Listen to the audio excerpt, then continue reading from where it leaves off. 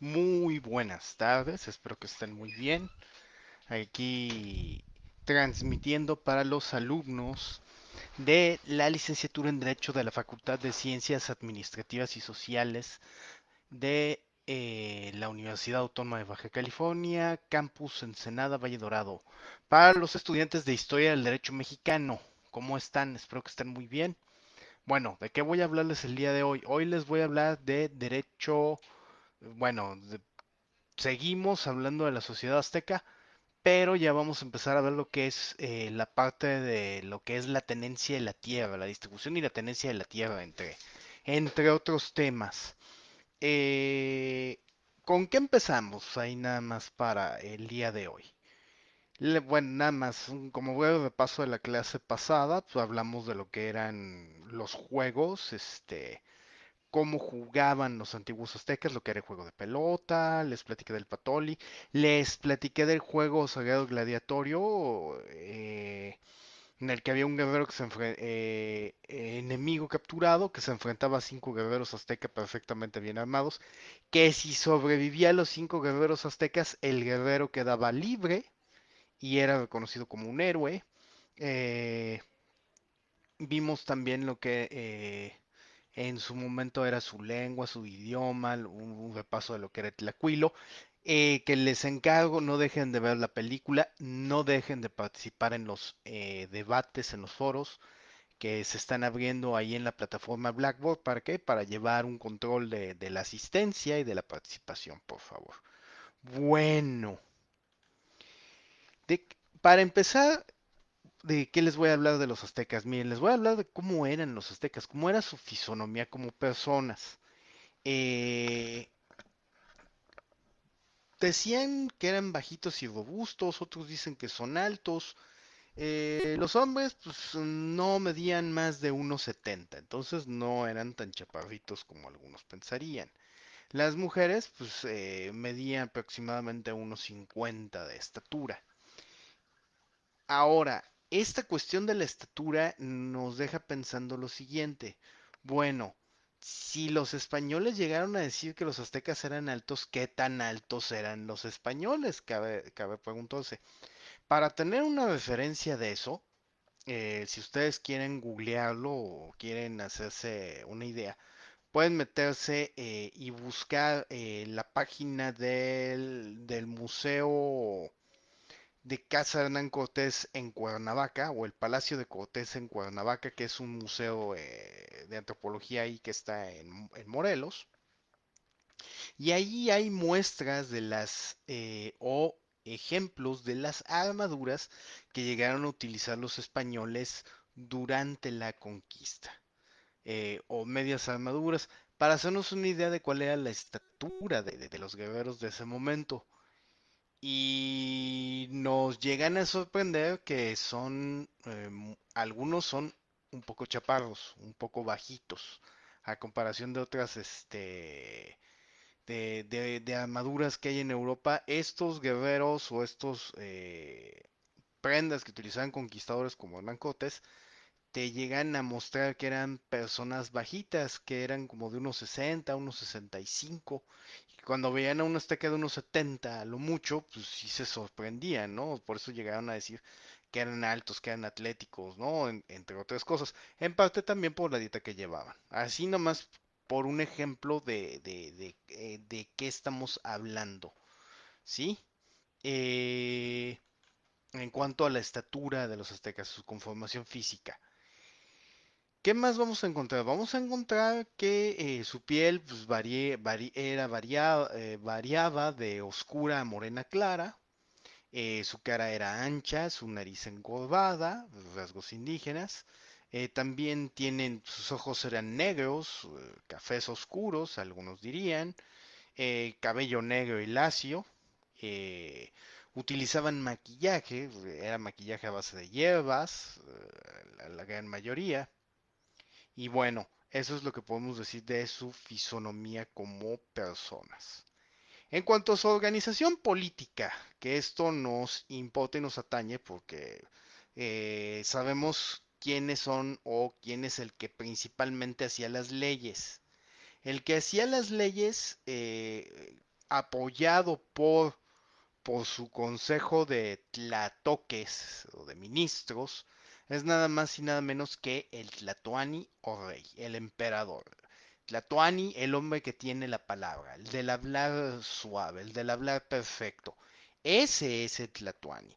¿Dónde encontramos todos estos títulos que le dan a Tlatoani? Pues podemos encontrarlos ahí precisamente como ejemplo en la película de Tlacuilo, ¿no? Bueno,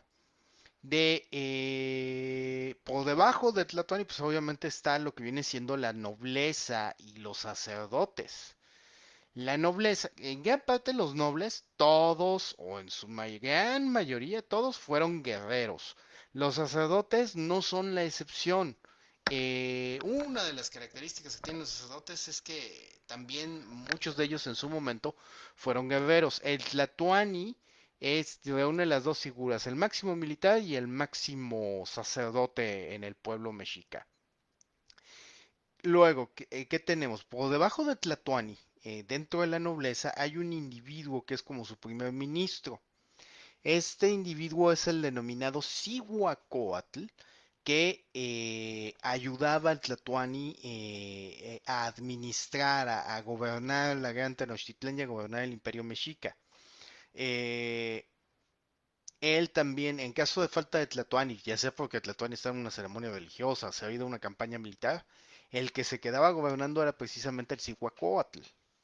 Y el Cihuacóatl presidía el Consejo de Tlatoques o de Ministros, presidía al Tribunal de Tlatoani y tomaba decisiones a nombre del Tlatoani. Ese es lo interesante del Cihuacóatl, que se puede considerar como el segundo al mando dentro de la sociedad o dentro de Tenochtitlán.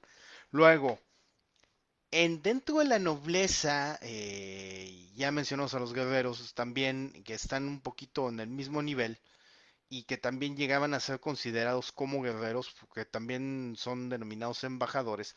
Tenemos la figura de los comerciantes o de lo que viene siendo denominado los pochtecas. Los pochtecas, desde tiempos de Ahuizotl, reunían uno, sí, vas y comercias, vas y consigues productos, llevas productos del Imperio Azteca a otros lugares del Imperio, o a otros lugares lejanos que estaban fuera del Imperio. Cuando iban a lugares que eran lejanos, estaban fuera del Imperio, comerciaban, obtenían productos, los traían a Tenochtitlan. Pero ya en los tiempos de Ahuizotl no nada más llegaban y obtenían un lucro. Si tenían el cargo de embajador, también tenían el encargo, eran una especie de espías. ¿Por qué? Porque llegaban e informaban, muchos de ellos llegaban con el Tlatoani y le informaban qué habían visto en su viaje, cuáles eran las ciudades nuevas. Y al ver esas ciudades nuevas, obviamente identificaban cuáles podían convertirse en tributarios de la Triple Alianza o del Imperio Azteca. En este contexto, pues tienen esa doble o triple función. La militar, la de espionaje, por decirlo de alguna manera, la de comercio y la de embajadores. ¿Por qué? Porque representan a Tenochtitlán. Esa es una de las cuestiones con lo que viene siendo los pochtecas. También ahí con los pochtecas pues tenemos el antecedente de, si ustedes quieren, del derecho internacional. ¿Por qué? Porque la figura de un embajador en derecho internacional debe de ser respetada.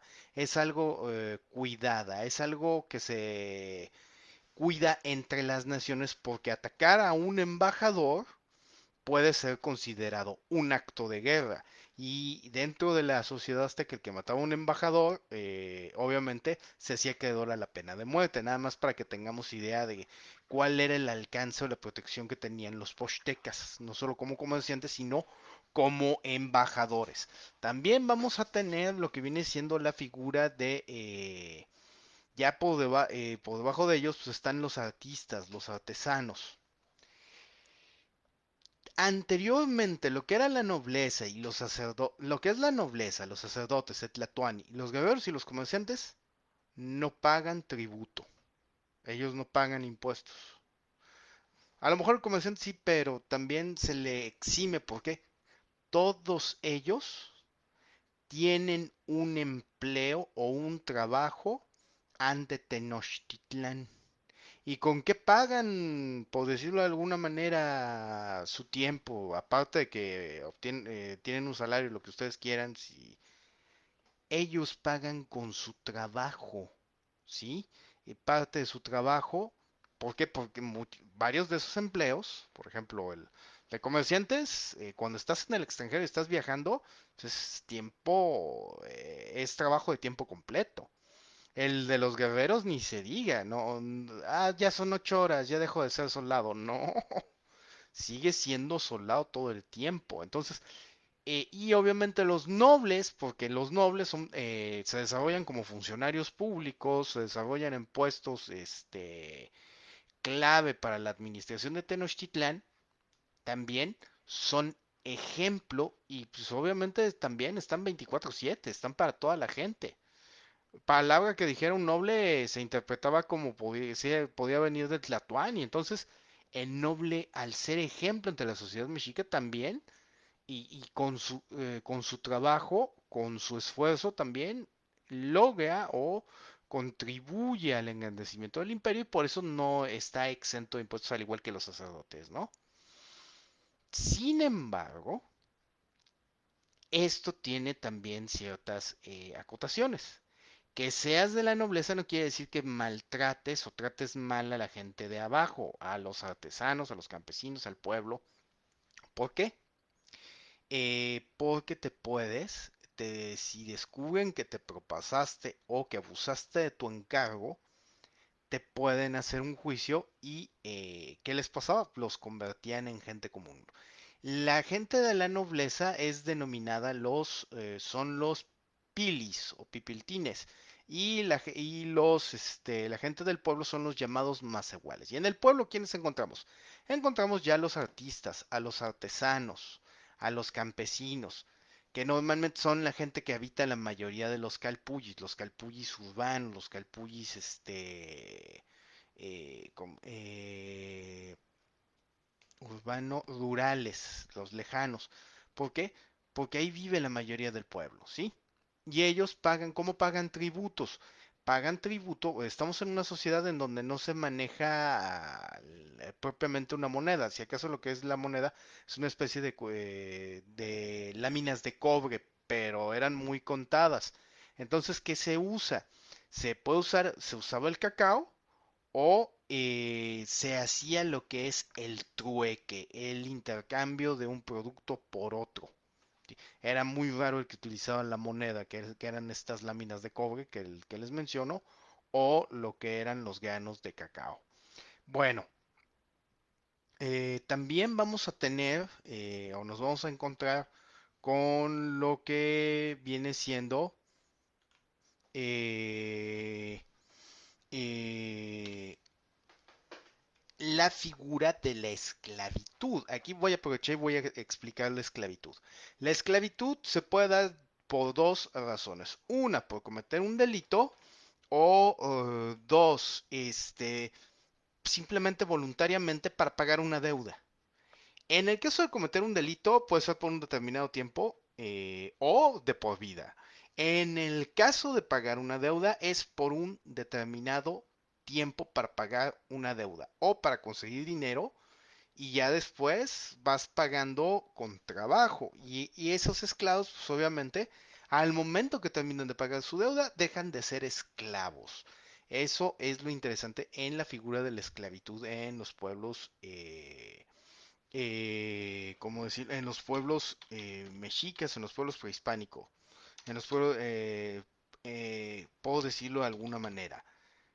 ¿Qué más vamos a tener? Vamos a toparnos con lo que es la figura o, bueno, aparte de esta cuestión de la esclavitud, pues porque cometías un delito, era para resarcir un daño, si matabas de manera culposa a alguien en un accidente, bueno, pues te convertías en esclavo para pagar el sustento de la familia que se había perdido con esa persona que se había muerto o que había perdido la vida por un accidente que era tu culpa. O en algunos casos la esclavitud es para los prisioneros fueron tomados en el campo de batalla son tomados como esclavos, pero no para hacer labores o ponerlos a trabajar, que eran muy raras las ocasiones, sino que eran esclavos destinados al sacrificio humano. Eso es lo interesante de la esclavitud en el pueblo azteca, en lo que era la Triple Alianza.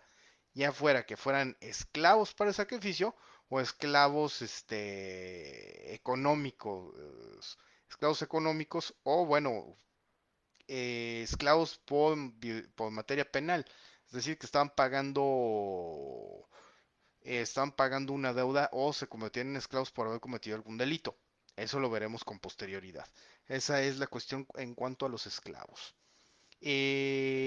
Vamos a tener después eh, que el rey preside lo que es el Consejo Supremo, donde ahí estaban los delegados de los denominados calpullis, los que ustedes llegaron a ver como jueces de barrio, pero bueno, aquí hay una doble naturaleza. Al principio sí estaba la figura del tecutli como juez y administrador del barrio, pero después es mucha chamba para un solo individuo. ¿Qué pasó? Esta labor se dividió en dos. El calpulli era administrado por el calpuleque y ese era el de, si ustedes quieren, el legado ante Tlatoani. O, y en la figura de justicia va a recaer en el tecutli, el tecutli que es el juez de barrio, el juez de paz, que se menciona también en la película de Tlacuilo, y el Tecutli se va a encargar de los asuntos pequeños como divorcios, aparcamiento de mujer, de adúlteros, llevarlos o ahogarlos en un río, eso ya cuestiones de justicia que ellos resolvían. Sino que si eran muy importantes, pues ya eran llevados ante los tribunales. En este caso, pues eran dos, que los vamos a ver después. La nobleza, pues como ya lo mencioné, está formada por los jefes administrativos y sacerdotes. Y ya habían mencionado lo que son los pochtecas y algo más. ¿Cuántos calpullis hay en Tenochtitlán? Todo el pueblo mexica estaba agrupado en 20 calpullis o 20 barrios, ¿sí? Que tenían esa administración que ahorita les voy a mencionar. ¿Quién conforma la fuerza laboral del imperio? Pues obviamente están los siervos, las gentes o los campesinos, los que trabajan las tierras, todo esto en los calpullis, y los esclavos, a los que ponían a trabajar porque se habían portado mal o porque estaban pagando una deuda, etcétera.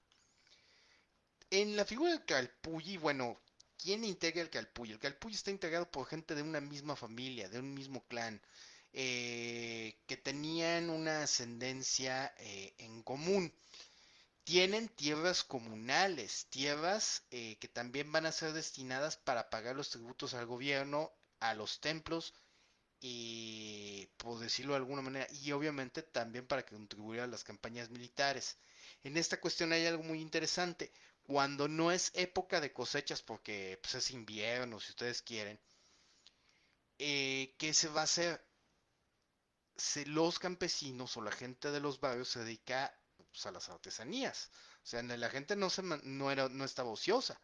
Hacen artesanías y parte de esas artesanías o parte de esos elementos, por ejemplo, también podían hacer armas, podían ayudar y crear macahuitl, la famosa espada mexica, escudos, cerbatanas, los famosos atl, que sirven para lanzar una lanza más lejos de lo que podría estar acostumbrado una persona común con solo su brazo.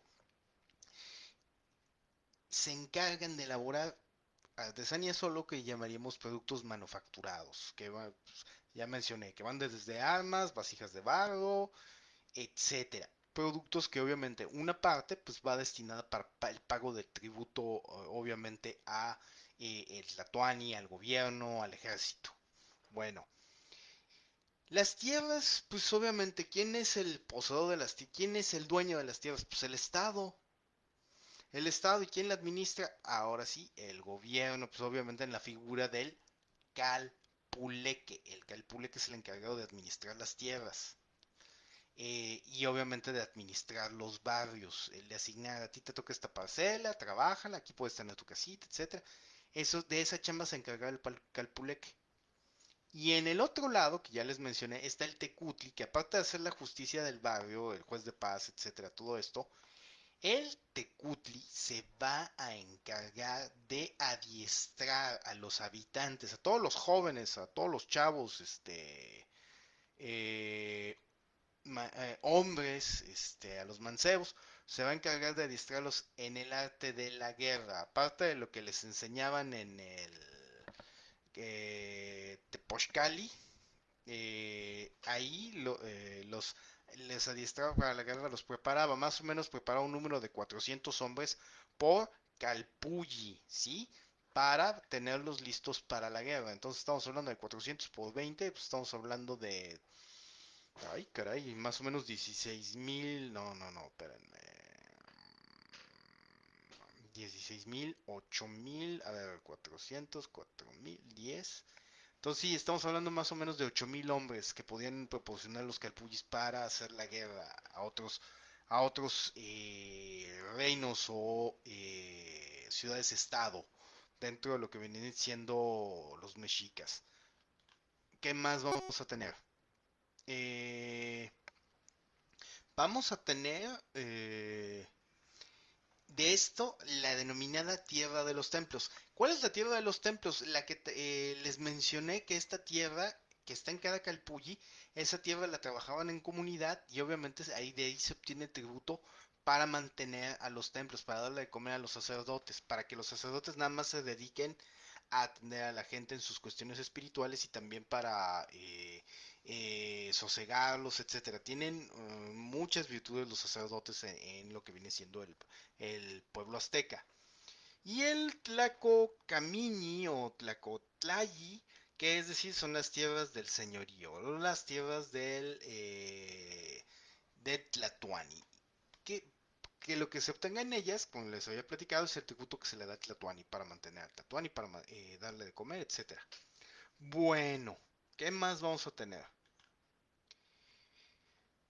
Tipo de propiedad, pues es una propiedad comunal, era una unidad, se busca que sean autosuficientes, que produzcan su propia comida y ya lo que sobre, pues se comercia o se intercambia con otros calpullis. Para eso también existía lo que era el mercado y el mercado más grande pues estaba en la parte de Tlatelolco, ¿sí?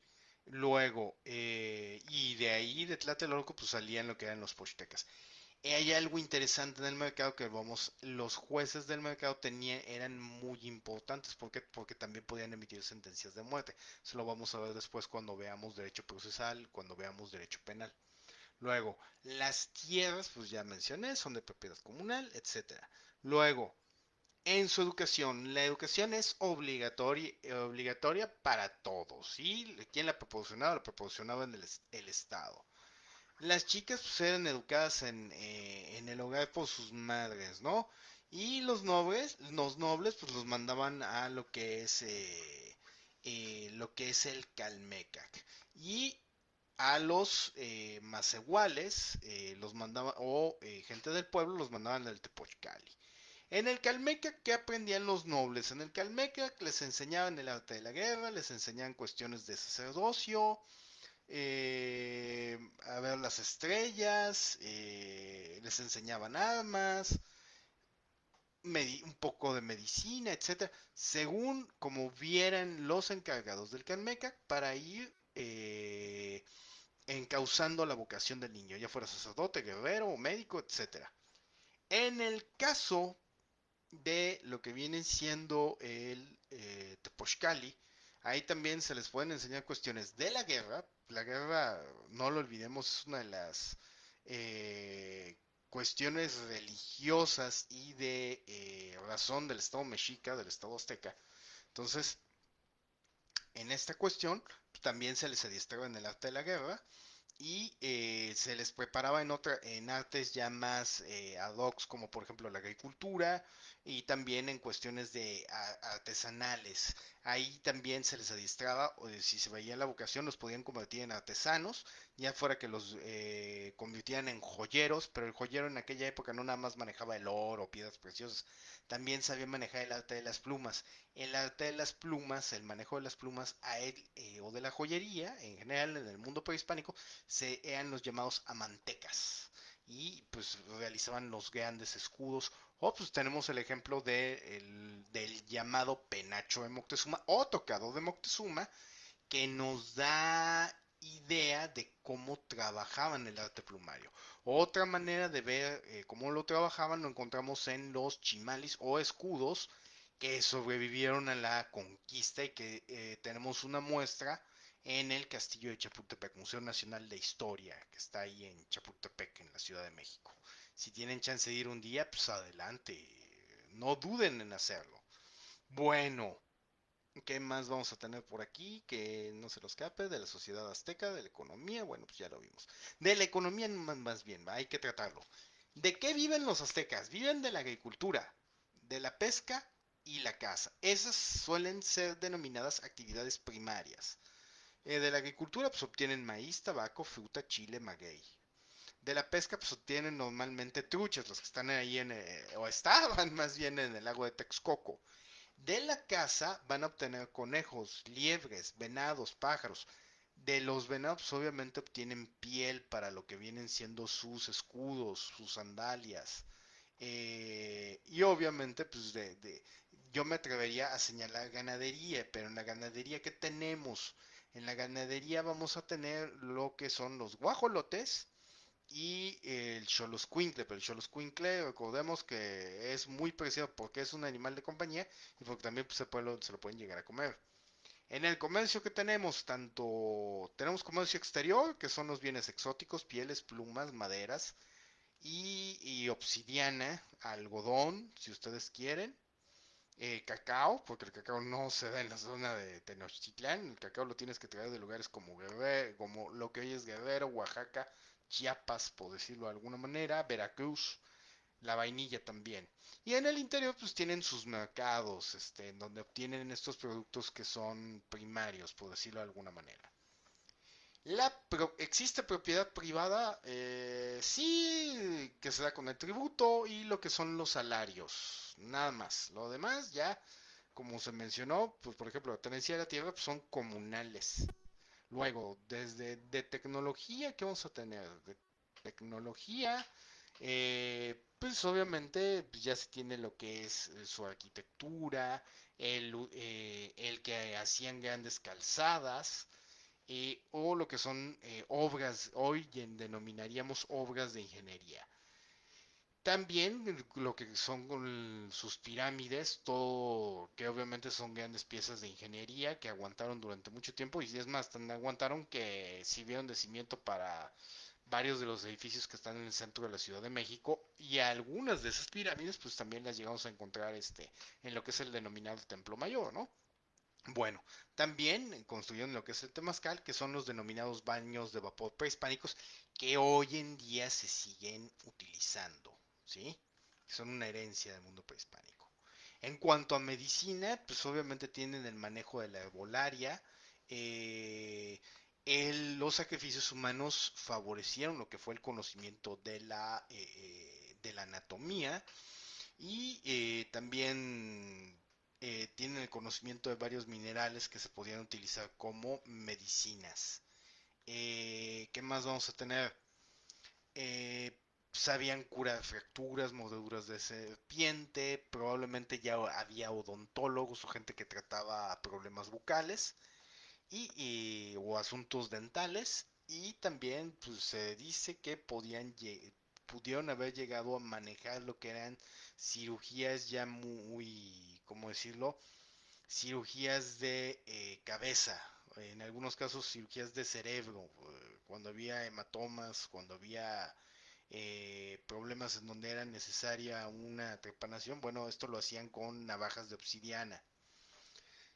Esto se ve reflejado en los códices. Lo que más vamos a tener, bueno, la arquitectura ya se mencionó, la escultura ni se diga, hay muchísimos ejemplos de cómo manejaban su escultura, que hay muchos componentes simbólicos en donde se maneja o se guardan lo que son figuras de dioses, figuras de reyes, y obviamente en lo que es alto bajo relieve y en sus pinturas también, en lo que viene siendo esta parte del arte.